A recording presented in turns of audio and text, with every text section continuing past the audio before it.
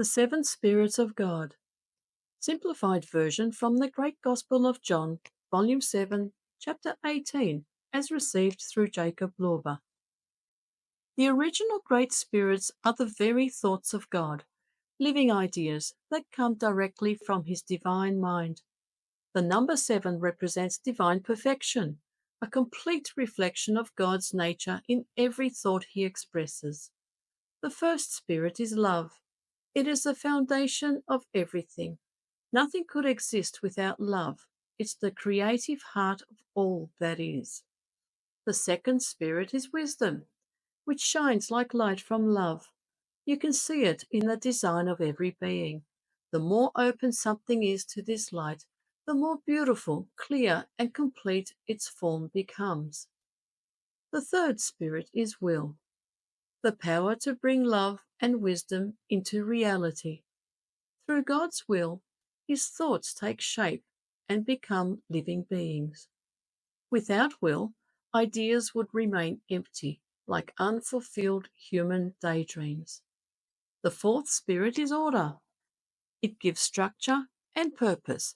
Without order, nothing could hold its shape or reach its true goal.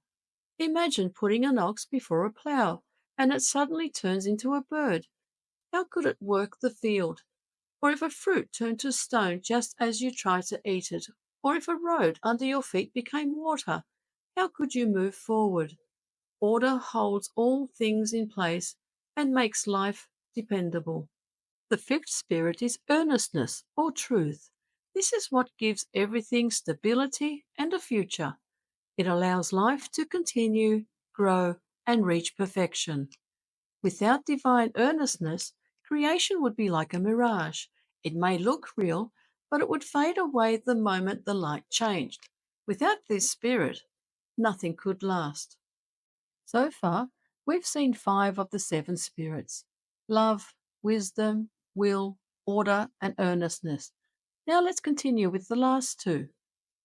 With the highest love, deepest wisdom, strongest will, perfect order, and unshakable earnestness exists, there must also be infinite patience, the 6th spirit.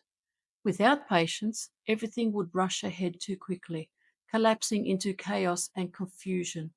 Only patience can hold the divine pace of creation steady and wise. Think of a master builder.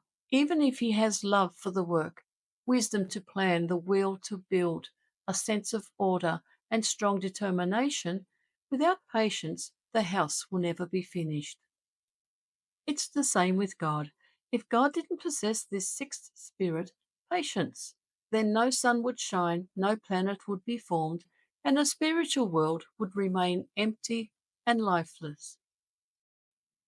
Patience is the mother of God's unchanging mercy. Without it, all creation would collapse under the weight of divine truth and law.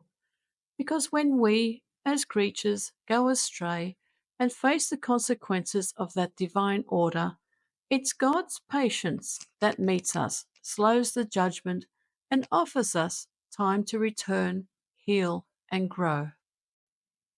Now imagine, if only the first 5 spirits acted in creation, people would be born and live forever in physical bodies.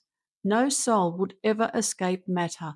Plants, animals, and humans would keep multiplying, endlessly crowding a limited world, with no room, no peace, no freedom, but patience allows time. Patience then gives birth to the 7th spirit, mercy, which we can also call gentleness. It was this spirit of mercy that moved God to become human, to step into time, into flesh, and bring about the greatest work ever known: redemption, the freeing of all imprisoned spirits from the bondage of matter. And so, these are the 7 spirits of God: love, wisdom, will, order, earnestness, patience, and mercy. Everything God created and still creates carries these 7 divine forces within, and this eternal, ongoing creation is what the ancient sages once called the wars of Jehovah. Not wars of destruction, but the divine work of shaping, redeeming, and perfecting creation with love, light, and mercy. Amen.